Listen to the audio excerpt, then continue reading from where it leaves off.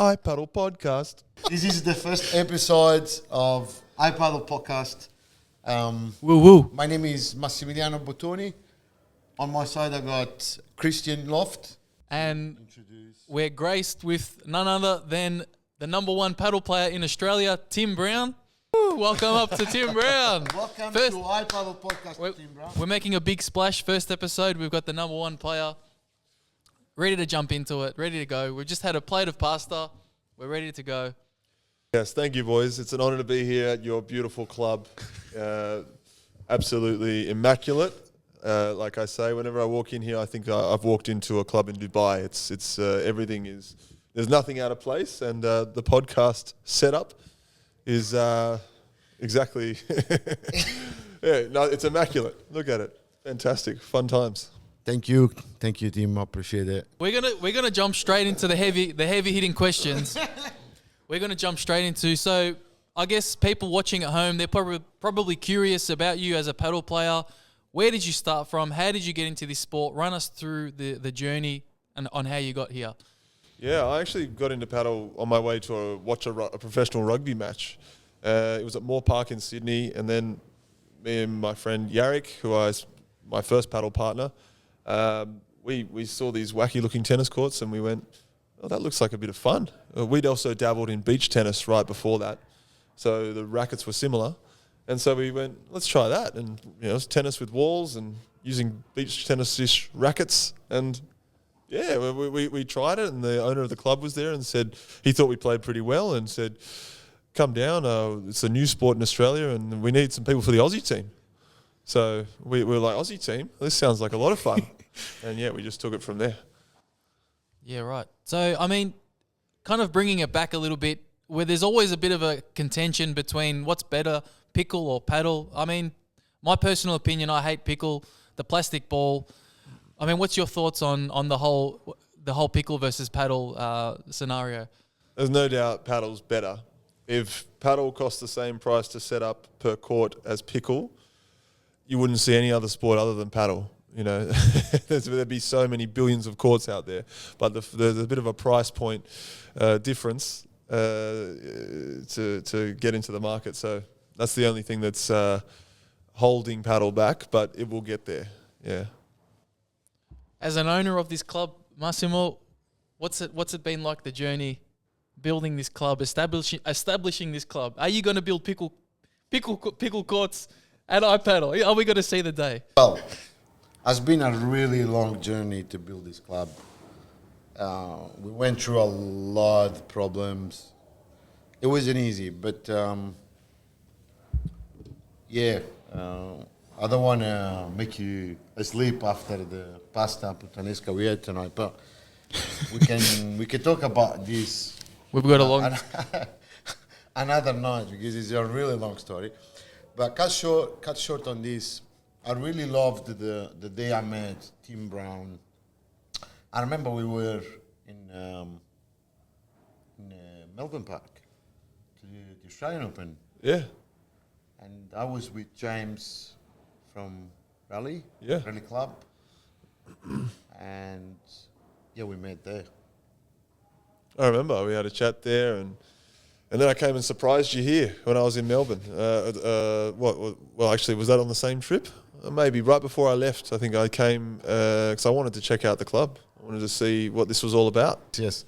You were eating dinner up here, actually, in this room. And I was like, let's just have a look at the club. And then I didn't even know you were going to be here. But that was nice because I got the full tour of this beautiful club. Yeah, I remember it was really exciting for me that night. I was hearing about your name, and then it was January, and it was like about a month and a half we were open, and to meet the ranked number one paddle player in Australia, it was really an honor for me. Thank you, team. And since then, I really fell in love with you, to be honest. Thank you, mate. I had the best fun of my life. Oh, it was good. Best nights. It was, every time I'm with you, I have a great time. Likewise, honestly. likewise. Must be the dopamine high from the ice baths. And the dope. No. All right, shall we jump in the next question? Yeah, question Okay. 2 of 40. Question 2 of 40. So some players like to have cold showers as a preparation, a mental preparation. What's the number one way to prepare before a match, in your opinion? Well, the match starts way before the actual match going on court starts. So, yeah, the best way to prepare is to make sure you get a good night's sleep, at least the night before. You've done your research on your opponents and how they play. And yeah, then when you get to the match, make sure you do your warm-ups properly. Whatever that is for you. Maybe some skipping, something to get your heart rate up. Yeah. Maybe some stretching. Yeah. If you have any injuries, certainly warm those up. And then, get out there with the right mindset. Some people like to use music and whatnot. I don't use that much. But yeah, I have my own things that work for me, and that's most of them. Is that insider knowledge you can't reveal, or is that... No. No. That's pretty much it. I'm an open book. Open book, all right. How do you see the evolution of paddle in Australia since you started? I see it evolving. I see it evolving nicely, although I'd like it to evolve faster. We want more clubs and more players and more backing of the sport. I think I see other countries like America. They're very passionate and they're putting a lot of money behind it. And there's lots of big events happening, and there's just a lot happening in other countries. And I think we're maybe a step behind on that, and it's something we can put more energy into. Okay, I'm not saying iPaddle. iPaddle's putting a lot of energy and passion, and I love it. That's why we're here doing a podcast. But Thank you so much, Tim, to recognize that. What message would you send to Australia for trying to make paddle bigger? We need an easier pathway for... I know there's many people out there who want to start clubs. They have really good intentions and they're passionate. They want to start clubs. But we need an easier pathway to getting clubs for them. Whether that's support from Paddle Australia or a private company that offers a really easy entry to market. That's what we need, because at the moment it's an enormous challenge, as you know, to start a club. That's true. It's really challenging. Whereas if you want to start a little pickleball club, $5 for a kid's net and get some chalk, draw the lines, and you're in. Plastic ball. That noise, I can't stand that noise. It's just... I have a lot of friends who play pickleball, so no offense. But we're going to change subject now, and we're going to go towards mindset and performance. let's go. Oh, good. What does your mental preparation look like before a major match? Mental preparation. So we talked about the physical before, but mental preparation, thinking about your strengths and your weaknesses and your opponent's strengths and their weaknesses, and then visualizing what you're going to do in the match. How are the points going to play out? Rehearse that in your mind, and then it will happen on the court. Try to exploit your opponent's weaknesses, and that's basically the mental rehearsal. Yeah, I know, kind of throwing up a little bit back to tennis, I know Pete Sampras used to visualize before he was hit his serve, he would visualize where he's about to serve. So I think the power of visualization is, just to add on to Tim's point, the power of visualization is very powerful in this sport. I got another question. How do you stay focused during high pressure moments on the court? Good question. Stay calm, stay composed, stay connected with your partner. You believe in each other. If it's a high pressure golden point, for example, you look at each other, you have confidence in each other, and you make a team decision on who's going to take it, and you back each other either way. One of the best ways in high pressure moments to succeed is to let go of the mindset that you have to win this point. You can win the match without winning that point, but play your best in that point and let go of that added pressure. It's actually a really good answer. I love that. If you look at Premier Padel, LeBron, I'm not sure, he's very bad with his body language towards his partner. I'm not sure if you've seen clips of him when his partner misses a ball, he'll get angry at his partner. That's at the professional level. Like, yeah, I guess that's just an observation that I made. I think it's interesting. For me, I mean, I'm not playing at your level, Tim, but for me, I feel like you have to play as one person almost when you're playing with your partner. And yeah, if they make a mistake, you have to, even support them as well. So, yeah. Yeah, I think you got to do you say play as one person. You got to do your job. You got to do your role. But you still have to play as a team. So maybe some things during the point are individual, but I think the things immediately as the point finishes and the next point starts, that's where a lot of the team cohesion comes in. Because as you say, if you're making a face, your partner's going to notice. So you're really looking at each other between the points for some inspiration or positivity. Positivity obviously is the way, not negativity. People like LeBron, maybe I've watched a lot of my own matches as well, and I really try not to make faces. It's very hard. When you're super passionate about winning a certain point or game or match, whatever, your partner makes an easy mistake or something, it's very hard not to make a face. Sometimes it's not always, we look at it from the outside and we see a face and we think, oh, what an asshole to be making a face when his partner missed that ball. But you got to remember, they're disappointed, and that's a natural human reaction. Maybe they're not meaning anything negative on their partner. They're just having their own human reaction to losing a point that they put a lot of effort in to win. So I think I don't speak very good Spanish, so I don't know LeBron well enough, but I think a lot of the times maybe paddle players can be misunderstood. Maybe we think they're being an asshole. Or can I say that on this? I don't know. But what? No, I know what you mean, because most of the time when also I play, some people think I'm getting upset with them, and this is just a personal. I'm just getting upset with myself because on the court it's like I versus myself to try to get better. I faced sometimes someone interpreted me getting upset with them, or have a strange look towards them, but I'm never look my partner or thinking about my partner. I know what you mean. Sometimes you get a misinterpretation. I believe. Well, put it this way: if I'm playing with you, and you hit an amazing winner, I might pump up. I didn't hit the winner, did I? No. So but I was part of that rally. Maybe I am pumping up because I hit a really good shot earlier in that rally to keep it alive.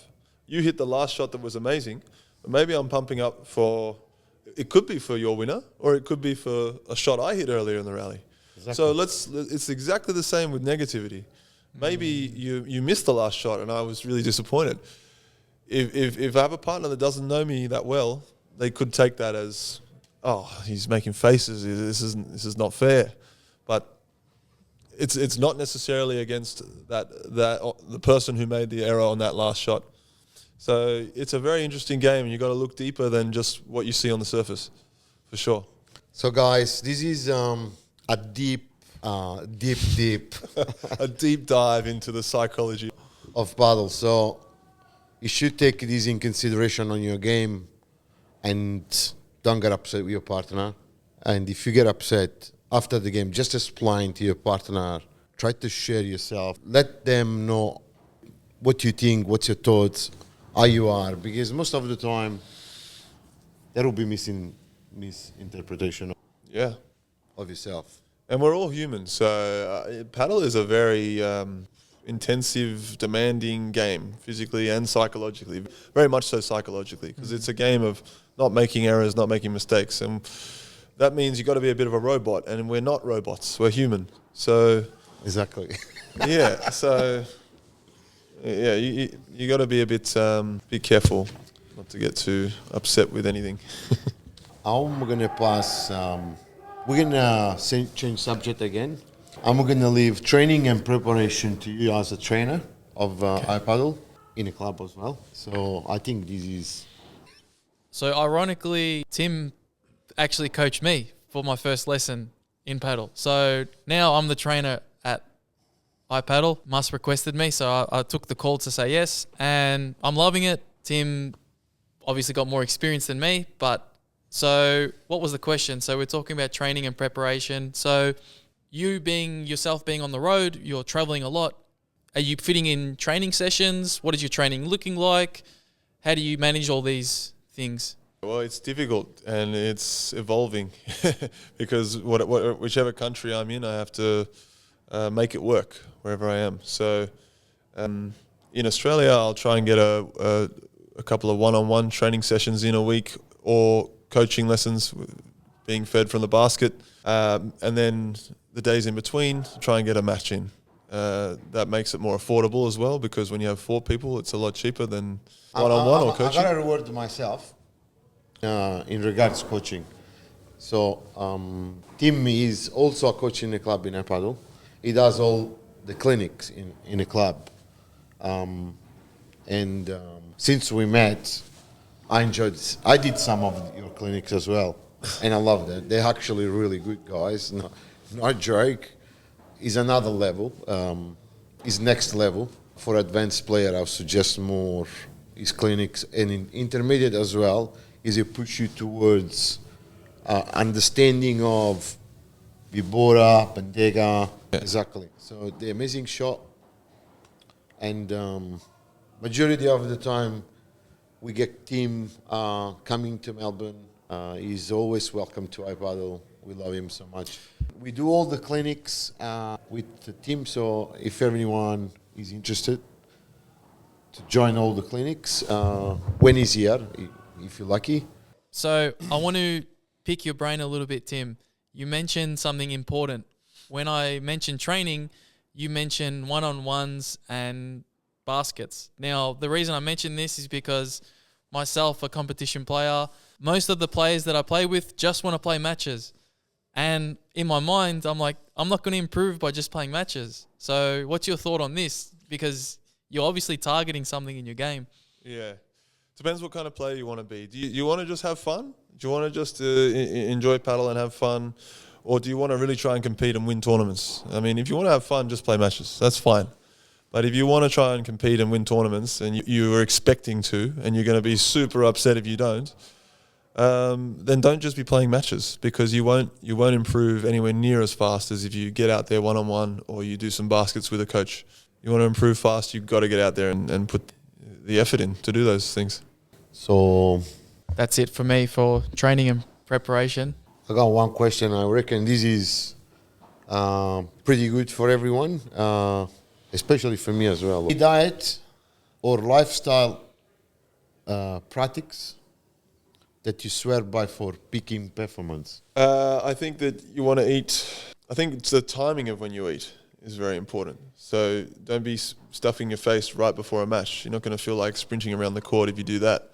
So try to eat 2 to 3 hours before a match, for sure. So if you know you got 2 to 3 matches in a day, say the first one's at 10 a.m., you finish at 11, your next one's at 2 p.m., you should be looking to eat pretty soon, as quick as you can. Don't get caught chatting to people because an hour and a half will fly by before you know it. And then you'll be rushing to eat and then warm up immediately when you don't feel like warming up because you got a full stomach. So that's one thing I'll give as a tip is to get onto it ASAP. That's a good one. So I'm going to consider that one for myself also. And during your match, you're drinking Gatorade, you're having your own special mixture. Water is the best. I like to put a pinch of salt into every bottle of water, or it helps hydrate you much better. Sometimes I'll even use the sodium supplements in the water rather than a pinch of salt if I don't have salt available to me. So you put a pinch of salt in water? Really? Yeah. I carry salt with me. Wow. What role does off courts, fitness or recovery play in your game? Well, fitness is something that I have great confidence with because I'm a personal trainer of 12 years plus. So that helps me a lot in matches that go 3 hours or however long they go. And playing in Asia a lot where it's super humid, that's tough. So I feel very confident, especially when I come back to a Sydney winter. I feel like I can play a 6-hour match. I think a good shower as soon as you can after your match is great for recovery, just so you're fresh physically and mentally as well. Like a shower is good to just reset you mentally. Cold or hot? On a hot day, cold. On a cold day, hot. But for example, if you got if you're training hard for a big competition, how many days you're gonna take as a recovery before your actual beginning of the? Yeah, that's a good question. I usually don't have much of a choice, to be honest, because, for example, in June I had a tournament every single weekend. So it was like there were times where there were very, very stressful tournaments where I felt mentally drained and physically drained, and I felt like I wanted a rest. But the rest could only be, if the tournament finished on Sunday, the rest could only be Monday, maximum Tuesday, and I'm back on court on Wednesday. Can I just add to the paddle in Australia? My observation of people in Australia is that they're very stuck. The racket sports, obviously, tennis, squash, we take a long time to change. So that's what I've seen in my friends. I've tried to convert people from tennis to paddle. Begrudgingly, they don't want to come over. So that's my observation from what I've seen from the tennis community. They're very stubborn. But I guess I'm staying optimistic. I think in the future, I think this sport will take off, and I'm sure you can attest to that, Tim, that this, and Mas as well, this sport is going to take off very fast soon. Just be patient with them. Get them in for one more hit, and their brain will just keep ticking over. Wow, there was a new thing I did on court today I hadn't seen before. That's actually really cool. How do I do that better? I want to do that again, actually, and they'll get back to the court and they'll become more and more addicted. We know it's a very addictive sport, so I've seen tennis players that have been very stubborn and want to stay with only tennis slowly convert to paddle. It's not all. Some people want to convert immediately; they're addicted immediately, and then other people, it's sort of a drip feed, and then they eventually come good. Also, you got to think that paddle, you last longer than you do in tennis. So if they're playing high performance tennis or a decent level of tennis, and then they've been saying no to paddle for a while, or I just like paddle once a month or whatever, eventually, as they get older, maybe their level of tennis drops a bit to the point where they're not enjoying it as much, yet they can still enjoy paddle just as much or more. That's a message to all you tennis players out there. We're watching you. To approve a new brand for you to play with for the next year paddle games? I'd ideally be looking for a brand to supply all the goods that I need to play professional paddle around Australia and Asia Pacific and possibly Europe as well, all around the world. So rackets, accessories, all the works there, within reason. So, I wouldn't abuse it and ask for 10 bags. I don't need 10 bags, but I do need a bag. And if that wears out, I probably need another bag to keep it looking fresh. A lot of brands offer this, which is nice, but I'm at a point now where I travel so much that I'm looking for some financial help on top as well to help me cover some of the expenses of travel, flights, accommodation, entry fees, other things that pop up along the way with the travels. What's the major prizes you got for a tournament that you won? Good question. I have to think about that. It can be anywhere from, can be as low as $150 Australian, all the way up to, I've had a tournament. I didn't win this prize, but the prize was there to be won, $40,000 US. So there's a big range. Nothing to sneeze at. But as far as what I've won, I think more to like 2 free trips to Europe. So that was pretty major. So there's return flights to Europe. What would that be? $3,000? So pretty much the sponsor asked More or less. understand that you got expenses when you travel for tournaments, accommodation, and your meals as well, because your nutrients, which a sponsor asked to understand that all those expenses for you to play with a brand, they should cover it. I hope with any sponsorship to give back to them as well. So, quite often when I travel, I like to take just 4 shirts with me and rotate them. So if that's from a sponsor, that's great. And the brand will get exposure because that's all I'll be wearing. Give us free stuff. So I believe a brand has to respect all the tough parts of a player, because a player also has to play, can face injuries and things like that. So it's a risk on every time. Well, I think that's one of the benefits of the game. If you're at the top level, sponsorships, that's just like the cream. It's We always hear about Dubai that everyone sponsor, pays a lot of big prizes, which we need these in Australia, guys. We really need these in Melbourne. The sport has to grow. Also, all the rest of the brand, they should support players. As team, guys, #1 ranked in Australia. should we talk about Nordic? There's a beautiful thing called Paddle Premonitions, and it's you make tips. So it's all before the tournament starts. You make tips on who you think is going to win every single match for the tournament, and then you carry on. So whoever you picked for the first round goes through, and you have to pick who's going to win the next one and the next one, all the way through to the final. Submit them, and see how you go. There's a leaderboard to see how you're going, and then whoever wins, wins.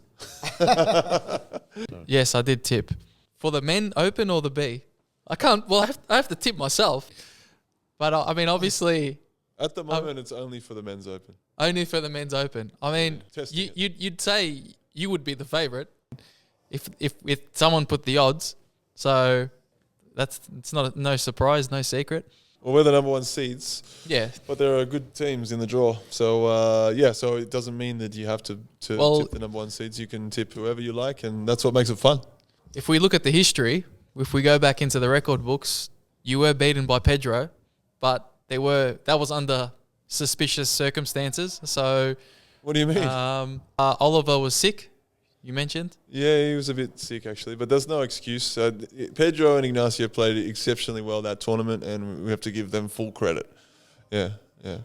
But they're great players, and whether you're sick or not, we were still competing, and they had to win it, and they did. And so, yeah, there's no excuses. Whether when we're fully healthy, it's going to be a match. Do you regardless. think you're going to face Pedro again on the final? That would be nice. I hope so. That would be a really cool final. Revenge. And because this is the 3rd of the Oz Paddle Tour tournaments. There's 5 in the year, if you don't include the 2 FIPS in January. Every year we have 5 just Oz Paddle tournaments. This is the 3rd tournament of the 5, and Ollie and I won the first one. Pedro and Ignacio won the second one. So if we both made the final of this one, it would be a really fun trilogy and a good send-off to Ollie before he goes and has his first child. Let's make a deal. If this happen again, you're going to go in final with Pedro, Oliver, Ignacio, and Pedro. If you're going to make another final on this tournament, would you invite them to do another podcast with us? And we're going to versus each other in a podcast. Well, this is turning into boxing, is it? We're not going to do it. You want to stand up? At least we're going to get, a real conversation with all the players. Well, you got 4 mics, so Yeah, we might as well use them. Yeah. No, we can invite them. I can't guarantee that they will come, but we can invite them. What's your ambition on this tournament? My ambition is to win the tournament. Yeah, that's the goal. So Ollie and I want to go for it, and that's what we're here to try and do. Yeah, it's no secret. We come here to try and win. Yeah. Fair enough. Yeah. But in saying that, we're talking about, we're going to be in the final with Pedro, and I don't like to get ahead of ourselves either. That's our goal, is to win, but we'll take it match by match, one match at a time. And like I said before, you take that pressure off yourself. If you don't win, it's not the end of the world. There's going to be another paddle tournament around the corner. No, that's fair enough. It's actually nice. If we ever make another podcast with all of you guys, we'll be curious to see if they're going to say... They're a little bit younger than me. They're a little bit more cheeky than me. Maybe that's good quality content for your podcast. I'm a bit old dog boring, trying to be politically correct too much. I know Pedro. I met Pedro. I spoke with Pedro a lot. He's actually a nice guy. I never spoke with Ignacio. Well, Ignacio is a very nice guy. Yeah? Very nice guy. I love these guys. They're good friends. Yeah, they're competitors and rivals now, but in a good way. Also, we both play for the New South Wales paddle team together, so we're on the same team. They live in Melbourne now. The rules with paddle state of origin are whichever state you first started playing paddle in Australia. I'm sorry, they both started in New South Wales, so we still play on the same team for that event at the end of the year. That's really nice. Very cool event, by the way. I'm going to make sure I can come. We can come. Hopefully we can. Absolutely. Hopefully we can come and maybe have a live streaming podcast there. Oh, do it. We'd welcome you with open arms. Yeah. I want to get commentary on matches. This would be another fun new step for Australian paddle. There's a few things we could do to make it better that are quite simple things. When we do draws for tournaments, let's do a live draw. Let's get a link to a YouTube link, and let's do the draw live so everyone knows who they're playing and they can get excited about it and watch it be revealed in real time. A lot of other countries do this, and lots of people are tuning in. They love it. And why wouldn't they? It's exciting. Just builds hype for the event. Yeah, that's one thing. And there are other things we can do as well, like commentary for matches and better video streaming and that sort of thing. I just came back from Phuket. They had 5-star video live streaming of their centre court, and it felt like Wimbledon. They're zooming in before you saw. I saw your video on Instagram. I just put up It some. just was like laughing and saying next level cameras. That's what I said. I put the caption. No, you got to check it out on Instagram. Okay. They're actually next level cameras. I swear to God, you can literally see. It grabs like first Front profile of the face. profile. The Yeah, face. you can see the players' faces clearly. You can see if a drop of sweat falls from your chin, you can see it. And we were dripping with sweat. But you couldn't get more sweaty than that in Asia. It's crazy. You could jump in a pool with your clothes on, and you come out, you're more dry than when you jumped in. That's how sweaty you are. I was going to segue into the courts here at iPaddle. We've actually got cameras. I'm not sure if they can zoom into the droplets of your sweat, but they're here. They're a new feature of the place. No sweat here. It's nice and air-conned in here. It's winter. It's fine. Very different to Asia. I think those cameras they can actually zoom in. Got cameras? Did I tell you? Which cameras are we talking about? The cameras in the club? Yeah, every court now. On the back of each court? Yeah, you got it's play side. Oh, yeah, it's really cool. That's where you have a really good point, and then you run off to the side, press the button, and it will save that point. Is that right? Yes. Yeah, nice. Tag me. It's called Tag Me. I think it's been a week and a half now. We got that. Everyone has been using it. But we've been using it for cheating allegations. Not for points, though. That's the only problem. So it's to stop the fights. Actually, in Phuket, same thing. Because we knew the cameras were there, anything we were unsure of, we just looked at the guy behind the camera and we said, can you tell us? Have a look. We'll wait 10 seconds. Just rewind it back. Tell us, was that ball in or out? What do you reckon? And honestly, it's fabulous. Well, it's really good. Yeah. Because a lot of the time, I think, as spectators, we watch a match and we watch the argument between two pairs, and we think someone's trying to cheat. Quite often, nobody's trying to cheat. They're unsure, or there's a little bit of doubt, or they think they saw it one way, and maybe they're 60% one way, 40% the other. So of course they're going to go the 60% if it's in their favour. So Would you be happy if the paddle will start to have a referee and line check referees on a tournament? would I be happy to have them? Yeah. Digital ones or actual people? Like a proper referee, like tennis. Like tennis. Yeah, I would love that. Yeah. So when you play, when I go overseas and I play a FIP tournament, for example, you have to basically self-referee until there's one dispute. And if you have a dispute that you can't figure out between the two pairs, then you call the referee over. And depending on how heated the dispute was, the referee might stay there for the remainder of the match, watching every ball in case there's another dispute. Yeah, so that's good. Once the referee's watching, that's a good thing because that the other team's not going to deliberately cheat you because the referee's watching. Yeah. So would you launch a message to Australian Padel Australia to introduce the referee on the tournament? Yes, I think we do have a referee coming out for each Australian Paddle Tour event, and then it's the same sort of thing though. They won't be watching your match with their undivided attention until there's a dispute. Then they'll have to watch your match. There is already. Yeah. Okay.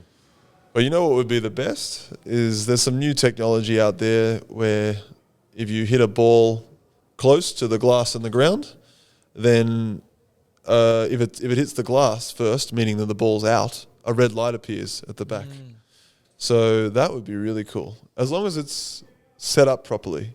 Yeah. Because Just going back into that, my understanding is that if the ball goes up, it's in. If the ball goes away from the glass, it's out. yeah, that's a big Basic explanation of understanding, it. But it goes a bit deeper than that in that you can look at more so angle in versus angle out. So if the ball comes in with a lot of angle, okay, and then it comes out with not much, then it's likely out. You know, does it come out with more or less angle than it came in with?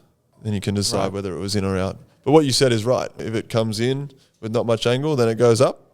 That's considered in.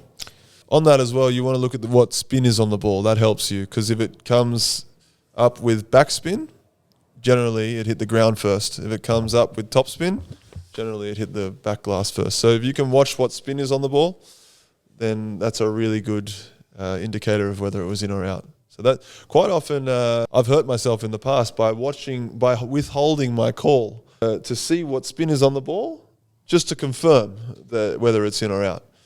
And then that 1 second delay, sometimes the opponents or spectators can view that as, oh, he wasn't sure. He didn't call it straight away. But in actual fact, I was just waiting. I wanted to make the right call. I didn't want to cheat them, and obviously I don't want to cheat myself. So I want to see what spins on the ball. The last question. All right. You need to give me 5 tips for paddle players. So it's the last question, but I'm going to give you 5 answers. We're trying to squeeze everything out of you at the moment. Trying to get as much as we can. Please, Guy, help us. Okay. There is a lot of people now try to experience and see most of them giving up, most of them trying to continue, insist. 5 tips to continue fighting or believe or the problem you had. 5 tips to keep going. Okay. Tip number 1 is walk before you run. Okay? So what does that mean? That means don't try and come in when you've never played paddle before and do all the amazing shots and just want to do them. Focus on getting the simple things right first, like playing some simple backhands with not too much swing, that sort of thing. That's the first thing to master. Once you've mastered that, then let's learn the glass. Let's learn how to use the glass. That's tip number 2, is that the glass is your friend. The glass is something that will help you in paddle, and the more you commit to using it and learning it, the better paddle player you'll be, because you won't be afraid to let the ball pass you and hit the glass. And you'll be able to beat high quality tennis players because they don't like it when you use the glass because it breaks their rhythm. They're used to hitting early and then volleying. That's what they're used to. So they're not going to miss a volley if you keep doing that. If you use the glass, all of a sudden their rhythm is broken and they're not sure exactly of the timing when the ball's coming to them. And it's a great way to beat tennis players. So there's 2 tips. Careful. Tip number 3, don't smash everything. It's not tennis. If a ball goes up in the air, learn the bandeja, learn the vibra, learn the rulo. You learn your other options other than just smashing the ball. When I started, I certainly made this mistake. I saw it and I thought, oh, this sport's easy to whack it. I'm just going to hit it as hard as I can. And yeah, you'll win a few points like that. But you won't win a few points like that at the higher level. So, try to get ahead of the game on that and don't smash everything. Use the other shots. Learn the shots that you hit at shoulder height. When somebody lobs you, you take it at shoulder height and put some backspin on the ball. We're going to go 3. 4. 2 more. Number 4. Number 4, remember it's a team game. So even if you're feeling comfortable on the court, maybe your partner's not feeling comfortable. So adjust your game plan and your tactics accordingly. If you think it's best to beat the team from the back because you feel so comfortable at the back, and maybe your partner does not feel comfortable at the back, and you're losing points there without even realizing it just because you feel comfortable. So remember it's a team sport, and stay positive and support your partner and talk to your partner. Communication is key. And I give it to you, Massimo. Number 5. What's the 5th most important thing on the paddle court? I'll say mine, but then you're going to say yours. All right, give me some And time. then we're gonna get one of Christian as well. I'll say to monitor the distance between you and your partner, because it's something I'm personally struggling when I play with others. I try to follow my partner; he never follows me.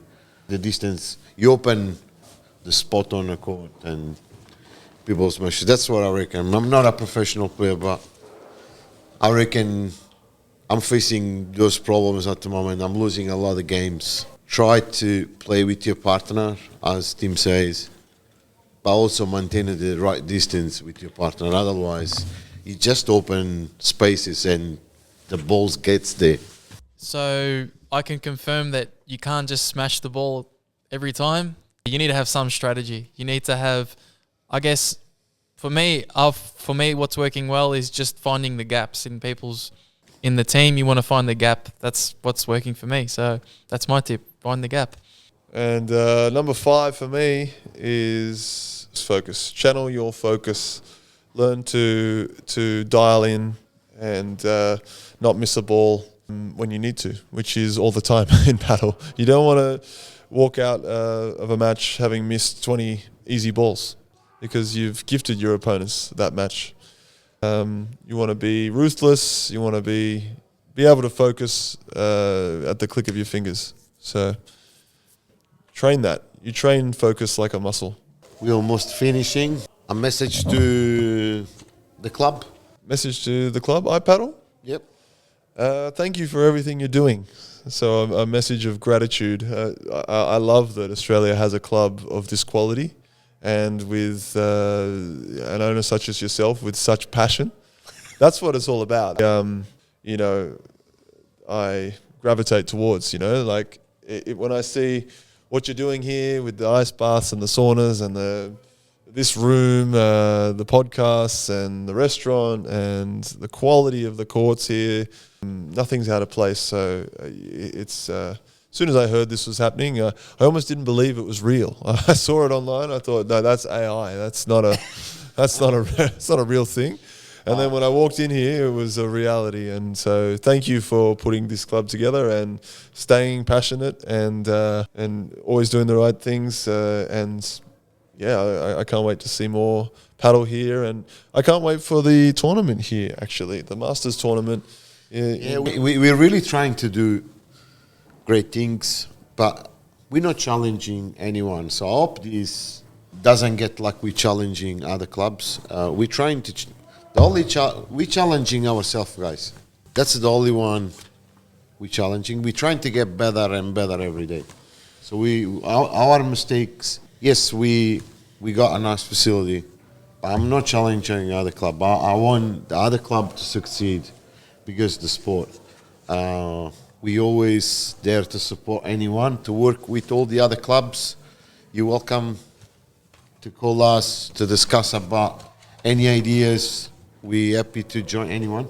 There's plenty of customers for everybody. Exactly. And that's the thing I think people need to realize all around Australia is that more clubs is not a bad thing. We have enough customers for everybody, and Exactly. that's another club is going to be more promotion for paddle, more awareness of paddle. Yes, exactly. So it's a good thing. Guys, we need to promote the sport. We need trying to get more players come to play paddle, and that's all it is. I did 7 years of personal training at a gym, and we had 20 personal trainers, which sounds like quite a lot, right, for one gym. And the trainers that did the best and had the most clients never ever worried about the gym employing another trainer or another trainer. It didn't matter if we had 25 trainers or 30 trainers. The trainers that did the best all supported each other, and they knew there was enough business for everybody. And that positivity really, really works. The trainers who didn't support each other and got insecure about, oh, why are we getting another trainer? We already have too many. These were the trainers that put the energy in the wrong place, and they struggled. They didn't do as well. So I'm a firm believer that the more clubs, the merrier, and we're all going to help each other. And if we're all positive towards each other and help each other, and if there's a chance to do something positive for another club, do it. And then that club is obviously going to be more inclined to do something positive for you, and paddle wins that way. It's not, we don't want to get any of that negativity. Yeah, hopefully there will be more clubs in Australia. We're hoping to open more clubs as well. We'll see if how it goes slowly. You know, my business, my background is construction, and I always used to say, one brick at a time. One brick nice. at a time. That's how you build it. Nice. So thank you so much for coming tonight. I love the fact that, you know, when I speak with you, sometimes you want to say, no, I don't want to, but you just come to make me happy because you know you make me happy. We have a good time. We have a good laugh. Yeah, always. And yeah, no, I really appreciate it. Every time I see you is a joy. I reckon everyone knows in the club that when you come here, no one else to talk to me anymore because I'm with you. And everyone say, Amas is busy. Don't worry about it. They must have seen us ice bathing and me screaming like a little girl. Yeah. That one actually was, funny day. Yeah. Anything you want to add? No, thank you for your time, Tim. And that's about it. Good luck in the tournament. But not too much good luck because I'm in the draw as well. So are you gonna, do you have a chance to versus each other? I'm not sure. Are you in top half or bottom half? I might be on the bottom half, I think. Then we don't unless we meet in the final.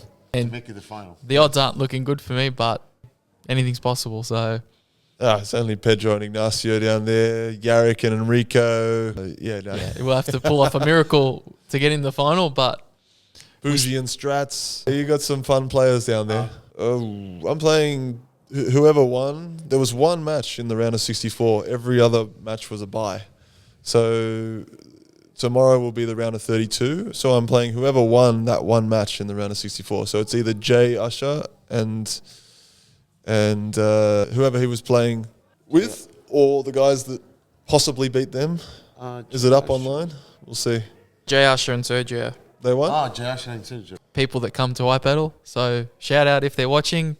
Jay and Sergio, they usually come down here. Good win, boys. Come on, Jay, Sergio. Good win. Congratulations. Congratulations. But I hope you're exhausted for tomorrow's match. On that note, I'm off to bed. Yes. All right, guys. Thanks for watching. Don't forget to subscribe. Tell your friends, tell your family about the iPaddle podcast. Subscribe. Right now? Thanks for watching. Yes. Thanks for having me, guys. Right now. Click the button. Good. Click it.